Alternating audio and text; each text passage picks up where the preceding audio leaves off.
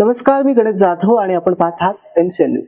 माझा प्रभाग माझं विजन या कार्यक्रमामध्ये आपल्या सगळ्यांचं स्वागत.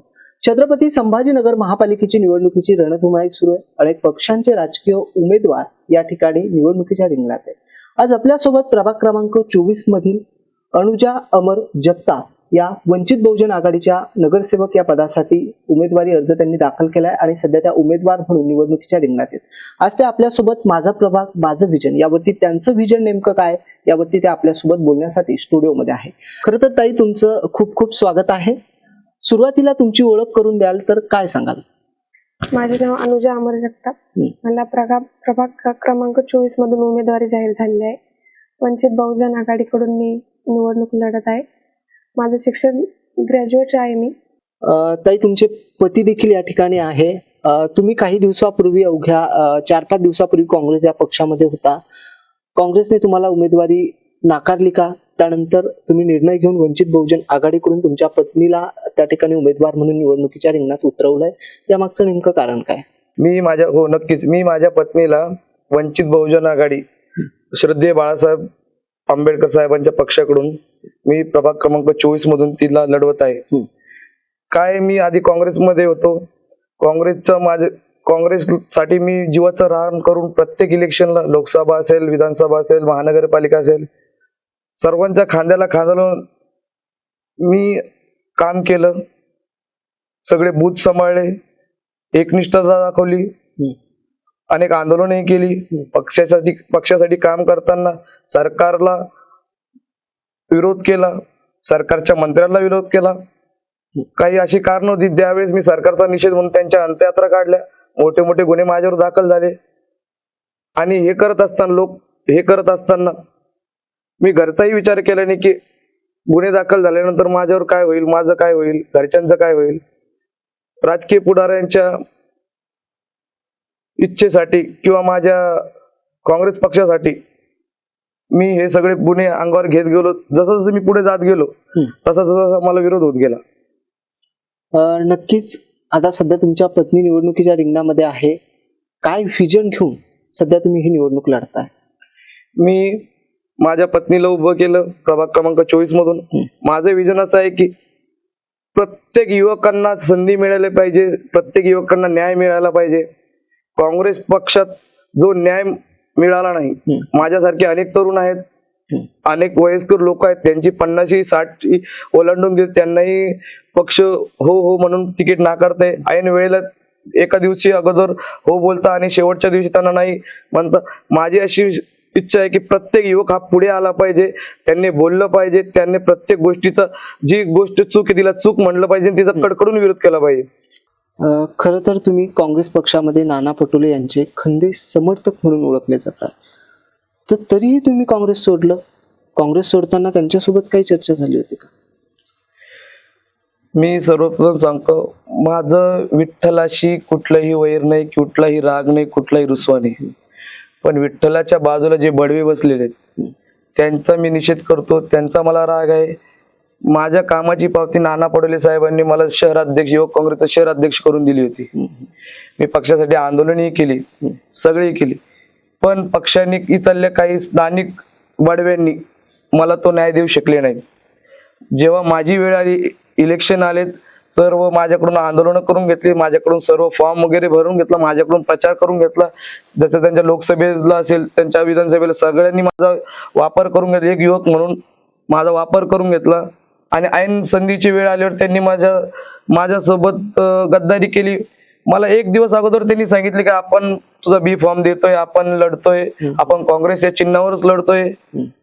आणि शेवटच्या काही तास अगोदर त्यांनी असे सांगितले की आपण बी फॉर्म देऊ शकत नाही, आम्ही ऑलरेडी कोणाला तरी दुसऱ्याला दिलाय. आपण ज्या उमेदवाराला तुम्ही त्याची पात्रता बघितली का? तुम्ही तो किती काम, त्याच्यावर किती गुन्हे आहेत पक्षासाठी हे बघितलं का? नाही. नंतर माझे नाना पटोले साहेबांशी फोनवर संवाद झाला.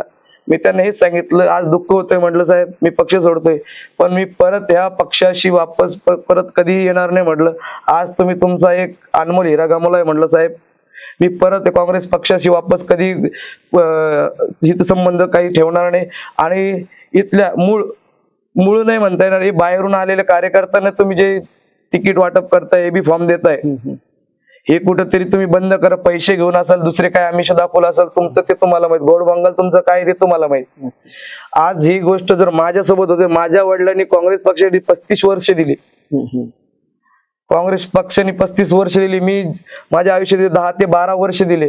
13-14 गुन्हे मी अंगावर दाखल करून घेतले. आणि जर माझ्यासोबत हे असं होत असेल तर माझी एक इच्छा आहे की युवकांना एक माझं सांगणं आहे, कोणीही काँग्रेस पक्षाच्या नादी लागू नये. काँग्रेस पक्ष हा काँग्रेस पक्ष म्हणजे संभाजीनगर जालना जिल्ह्यातला काँग्रेस पक्ष आत्मघाती आहे. जवळच्या लोकांचा गोड बोलून केसांना गळा कापून काटा काढतात. माझ्यासोबत माझे वडील 35 वर्षापासून माझ्यासोबत ही घटना घडू शकते. तर नवीन आलेले नवीन पदाधिकारी आहेत, नवीन हे कार्यकर्ते आहेत, त्यांना ते काय नाही देणार. हे माझं एक शिकवण आहे सगळ्यांना. माझा एक धडा घ्या तुम्ही आणि कृपया प्लीज जे काँग्रेसमध्ये माझे युवक सहकारी आहेत त्यांनी काँग्रेस सोडा. वंचित बहुजन आघाडी, श्रद्धेय बाळासाहेब आंबेडकर सर्व जाती धर्माच्या लोकांना घेऊन चालतात. मी मराठा समाजामध्ये येतो. माझी मिसेस कुणबी असून मला त्यांनी हे विचारलं की तू कोणत्या जातीतून काय. मी फक्त एवढं सांगितलं, साहेब मला लढायचंय, माझ्यावर अन्याय झालाय, मला लढायचंय. तर साहेब म्हणे युवक चेहरा आहेत, तरुण चेहरा, तरुणी आहेत, सर्व आहेत. आणि एवढं छान यांचं काम असताना आंदोलन चळवळीतला कार्यकर्ता आहे. त्यांनी माझ्या मिसेसला अनुजा अमर जगताप यांना ओबीसी प्रवर्गातून, नागरिकांचा मागास प्रवर्ग ओबीसी या गटातून प्रभाग क्रमांक 24 मधून उमेदवारी दिली. त्याबद्दल मी श्रद्धेय बाळासाहेब आंबेडकर साहेबांचे व सतीश भाऊ गायकवाड हे वंचित बहुजन आघाडीचे युवा जिल्हाध्यक्ष, त्यांचे खूप खूप धन्यवाद व्यक्त करतो, त्यांचे आभार मानतो. नक्कीच. खरं तर ताई, महिला सुरक्षा हा खूप महत्वाचा प्रश्न आहे. त्यावरती तुम्ही काय काम करणार आहे? आज मुलींना घराच्या बाहेर निघले की खूप अडचणी येतात. मुली दारूच्या नशेच्या ह्याच्यामध्ये जाऊन मुलींची छेडछाड करतात. तर त्या मुलींना खूप अडचण येते. काही मुली लपवतात, काही मुली दाखवतात. आज आपण पाहता खूप आपल्यासमोर प्रकरणं येतात मोठमोठी. काहींनी त्यात त्यांचा जीवही गेलाय. तर मला असं वाटतं महिलांच्या सुरक्षेसाठी काहीतरी करायचंय. नक्कीच. म्हणजे मी एक्झाम्पल तुम्ही कराटे क्लासेस असतील किंवा यासारख्या क्लासेस तुम्ही घेऊन महिलांचं काहीतरी त्यांना त्यात खंबीर असं बनवायचंय मला मुलींना. त्यावरती काम करणार. त्यांना म्हणजे प्रशिक्षण भेटणार, त्यांना मी ट्रेनिंग कराटे जे काही माझ्याच्याने त्यांच्या सुरक्षेसाठी होईल ते मी करण्याचा प्रयत्न करेन. नक्कीच. खरं तर महिला सक्षमीकरण असेल, शिक्षण असेल, ज्येष्ठ नागरिक असेल, यांच्यासाठी तुम्ही काय काम करणार आहात? आपण आज बघतोय की सगळीकडे शहरामध्ये नशेखोरी वाढलेली, मुलं नशेच्या गोळ्या, बटन ज्याला म्हणतो आपण, ते आता नाव म्हणजे सामान्य लोक अगदी सगळ्यांच्याच कानावर आलेले. बटन, गांजा, दारू याच्या व्याधीन झालेले. आणि हे लोक सर्रासपणे कुठेही सार्वजनिक ठिकाणी दारू पितात, महिलांची छेड काढतात. प्रत्येक ठिकाणी आमच्या मुकंदवाडी प्रभागामध्ये मुकंदवाडी भाजी मंडी इथे आहे, तिथे आजूबाजूला दारूचे अड्डे आहेत. काही चोर पोलिसांना चोरून लपून काही दुसऱ्या मार्गाने गांजा वगैरे विकतात. त्याचंही आपण कुठेतरी विल्हेवाट लावली पाहिजे. इलेक्शन आले किंवा जयंती वगैरे आली महापुरुष, त्या दिवसापर्यंत ते बंद असतं, परत ते चालू होतं. ते कोणाच्या आशीर्वादानं होतं, कोणाच्या काय होतं ते मला काही सांगता येणार नाही. पण नक्कीच माझी पत्नी नगरसेवक पदावर पोहोचली किंवा नाही पोहोचली तरी आम्ही ते इलेक्शन झाले, आचारसंहिता असल्यामुळे आम्हाला ते करता येत नाही. पण लवकरात लवकर आम्ही तो मार्गही आपण मोकळा करून टाकू. आणि महिलांना आपण सर्वप्रथम प्राधान्य देऊ. लघु उद्योग, त्यांनी सूक्ष्म उद्योग, लघु उद्योग, बचत गटाच्या माध्यमातून त्यांनी घरच्या घरी कुठे दूर न जाता जवळपास आपल्या स्वतःच्या याच्यावर पायावर हिमतीने उभं राहून त्यांनी तो उद्योग करावा, 2 पैसे घरात कमावे. बरेच नागरिक म्हणतात की निवडणूक आली की नगरसेवक रस्त्यावरती दिसतात, घराघरात दिसतात, निवडून आल्यानंतर तेच नगरसेवक कुठेतरी गायब होतात. तर त्यावरती काय सांगा? तेच कारण काय, एक सगळ्यात मोठा प्रश्न असा आहे की लोक पैसे घेतात, काही लोक घेतात, काही लोक सगळेच लोक पैसे घेतात असं नाही. पण एक वातावरण असं तयार केले गेले की पैसे आपल्याला मतदान करायचे, ते आपल्याला कोणीतरी पैसे देईल. अरे यांना 500 दिले, यांना 1000 दिले, अरे याने 1000 दिले, दुसऱ्याने समोरच्याने 2000 दिले, आपण त्याला मतदान करतो. मग आपण त्यांचे पैसे घेऊन मतदान केल्यानंतर तेही आपल्याला जास्त महत्व देत नाही. आपली कामं घेऊन गेलो, आपल्याला त्यांना विचारायची हिंमत होत नाही की बाबा रे हे नाल्याचं काम तुला सांगितलं तू का नाही केलं.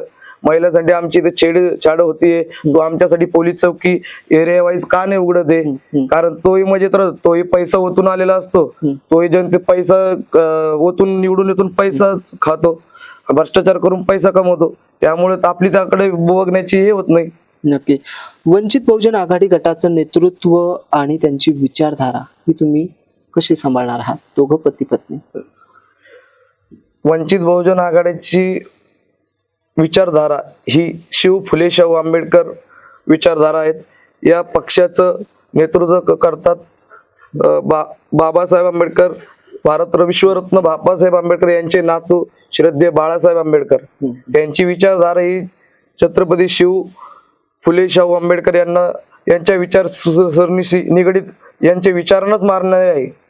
या पक्षामध्ये सर्व पक्ष, सर्व जाती धर्माच्या लोकांना न्याय मिळतो. नक्की. विरोधकावर आपण कोणत्या मुद्द्यावरती प्रश्न उपस्थित करता? विरोधकांनी आता असं झालंय, प्रभाग क्रमांक 24 असो किंवा शहर असो, सगळ्यांची सत्ता येऊन गेली. त्यांनी कुठलेही काम, आज बघा आजूबाजूच्या महानगरपालिका बघा, नाशिक महानगरपालिका बघा, पुणे महानगरपालिका बघा, मुंबई महानगरपालिका बघा, किंवा सांगली कोल्हापूर इकडच्या महानगरपालिका, किंवा सगळ्यात महत्वाचं अकोला महानगरपालिका नगर परिषद बघा, श्रद्धेय बाळासाहेब आंबेडकरांचे सर्व उमेदवार, सर्व कार्यकर्ते त्या अकोला महानगरपालिकेत नेतृत्व करतात. सगळीकडे साफसफाई, कुठेही दुर्गंधी नाही सगळं. आणि आपल्या शहरात बघितलं, रस्त्यात खड्डे की खड्ड्यात रस्ते, कुठं ड्रेनेजचं पाणी, पिण्याच्या पाण्यामध्ये ड्रेनेजचं पाणी येतंय, कुठं रस्ते नाही, जिथं रस्ते आहे तिथं महिलांची छेड होते, कुठं हायस्मार्ट लाईट नाही, अंधार आहे तिथं चोऱ्या होत आहे, कोणी चाकू लावतंय, कोणी नशे करतंय. हेच चित्र आपल्याला बदलायचंय. काम करणारा नगरसेवक म्हणून अशी वेगळी ओळख तुमची काय असणार? मी सर्वप्रथम अवैध धंद्याचे सर्व दारू असेल, हे असेल, हे सगळ्यात अगोदर बंद करा. आणि मी या अगोदरही केलेलं आहे.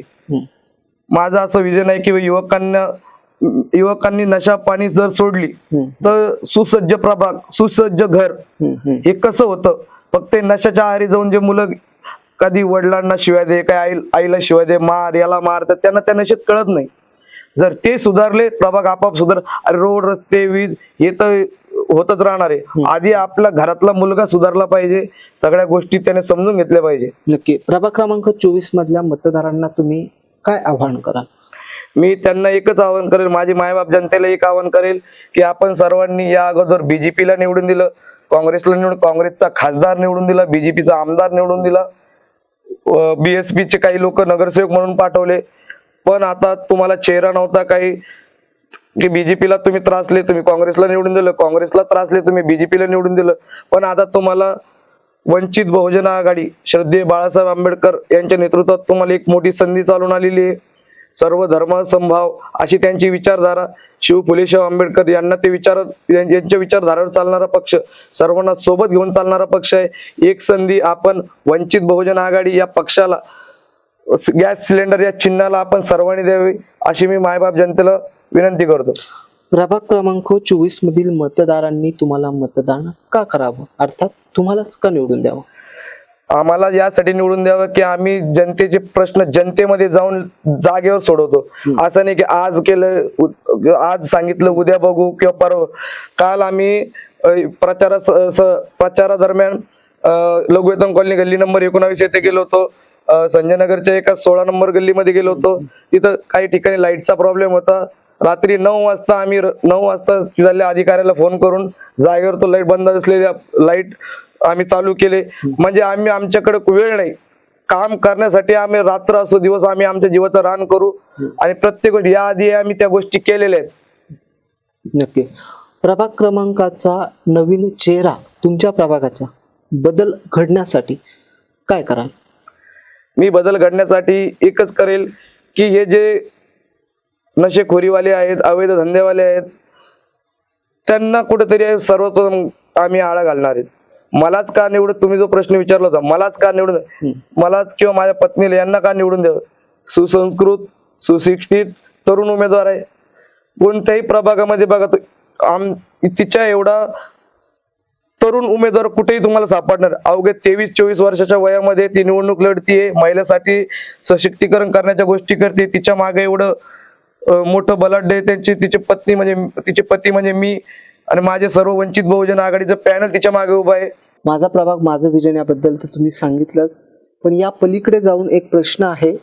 आमच्या माहितीस्तव तुमच्या प्रभाग क्रमांक 24 मध्ये आतापर्यंत 2दा त्या ठिकाणी महिलांसाठी शौचालयाचं भूमिपूजन झालं होतं, मात्र अद्याप देखील महिलांना शौचालय नाही. मला जर म्हणजे निवडणुकीमध्ये आता लढायची संधी भेटते किंवा मी जर निवडून आलेच तर मुकुंदवाडी बस स्टॉपवर जे मार्केट आपण पाहतो, भाजी मंडी तिथे आहे.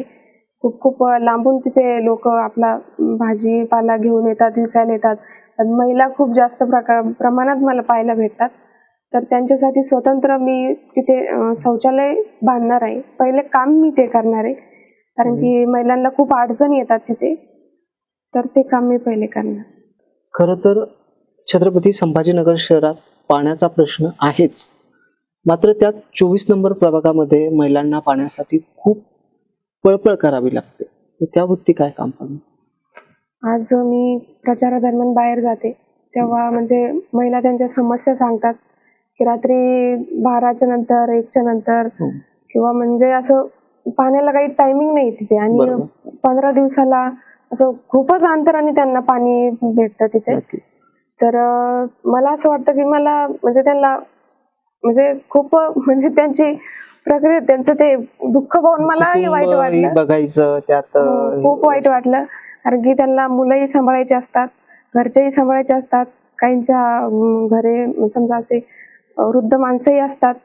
तर ते म्हणजे इतकं कळकळीने सांगत होते मला की म्हणजे पाण्याचा खूप मोठा प्रश्न आहे आमचा, की म्हणजे मुलांना असं एकदम घाण वगैरे पाणी प्यावं लागतं त्यांच्या याच्यामध्ये. तर मी त्यांना एकच सांगते की मी जास्तीत जास्त रोजच त्यांना पाणी द्यायचा प्रयत्न करेल, नक्कीच. कारण की त्यांच्या समस्या पाहून मलाही खूप दुःख झालं. कारण की ते मग त्यांना टायमिंग नसतो, त्यांना सकाळी 8ला ड्युटीला जावं लागतं. ते सांगतात आम्हाला घरी यायला उशीर होतो, त्यानंतर त्यांना स्वयंपाक असतो, मुलंही पाहायचे असतात, त्यांचे घरचेही सांभाळून मग रात्री त्यांची झोप होत नाही, आणि माणसाला 8 तास झोप ही गरजेची असते. नक्कीच. त्यामुळं मी पाण्याचा हा मोठा प्रश्न सोडवायचा प्रयत्न केला. नक्की. माझा प्रभाग माझं विजन असं आपण देखील म्हणतोय आणि आम्ही म्हणतोय. काय नेमकं विजन आहे? काय काम आहे? कामाचा काय आढावा असणार आहे? म्हणजे कुठले कामं तुम्ही करणार आहात? मला असं वाटतं की आता मुलांसाठी मला वाचनालय खोलायचंय. आता जे मुलींना खूप म्हणजे तक्रारी आहेत मुलींच्या, त्याही मला सोडवायच्यात. मुलींसाठी मी काहीतरी असे कराटे असेल किंवा त्यांच्या सुरक्षेसाठी जे जे मला क्लासेस असेल किंवा अभ्यासादरम्यानही मुलींच्या खूप तक्रारी असतात, त्याही मला त्यांच्या सॉल्व्ह करायच्या आहेत. तर रस्तेही खूप खराब आहेत. आज मी पाहते प्रचारादरम्यान आपल्यालाही स्वतःला चालायला तिथे खूप अडचण येते. तर ते तिथे राहतात, त्यांची छोटी छोटी मुले, एकदम असं गटाराचं पाणी असतं त्या समोर, आणि त्यांचे घरही तिथेच आहेत. नक्की. खूप वाईट वाटतं ही परिस्थिती पाहून. जर तुम्ही नगरसेवक झाला तर पहिलं काम काय असणार आहे? म्हणजे जे काम तुम्ही पहिलं करा. मी पहिले पाण्याचा प्रश्न सोडवेल त्यांचा, कारण की पाणी खूप गरजेचं आहे आणि ते खूप घाण पाणी पिऊन म्हणजे जगतात. आम्हालाही खूप दिवसानंतरच पाणी असं भेटतं, पण त्यांना ते भेटूनही 1-1, 2-2 भांडे पाणी भेटतं. ते दुसऱ्याच्या गल्लीतून घेऊन येतात आणि ते सांगतात की आम्हाला असं विनंती करावी लागते किंवा म्हणजे असं त्यांना आधी सांगावं लागतं आम्हाला म्हणजे पाणी भेटेल का, किंवा जावं लागतं. वृद्ध माणसं बसतात तिथं त्यांच्या घरी जाऊन, म्हणजे पाणी येणार आहे, मग आपण आपल्याला पाणी भेटणार आहे. तर मला असं वाटतं सगळ्यांच्याच घरी नळ असला पाहिजे आणि त्या नळाला रोज पाणी आलं पाहिजे. खरं तर ताई, तुम्ही एमसीएन न्यूजच्या माझा प्रभाग माझं विजन या कार्यक्रमात आलात, त्याबद्दल तुमचे मनपूर्वक धन्यवाद. धन्यवाद. तुम्ही मला या ठिकाणी बोलवलं, मला माझा विजन सांगण्याची संधी या ठिकाणी भेटली, माझं मनोगतही व्यक्त करायची संधी या ठिकाणी तुम्ही दिली. तुमचे खूप खूप मनापासून आभार.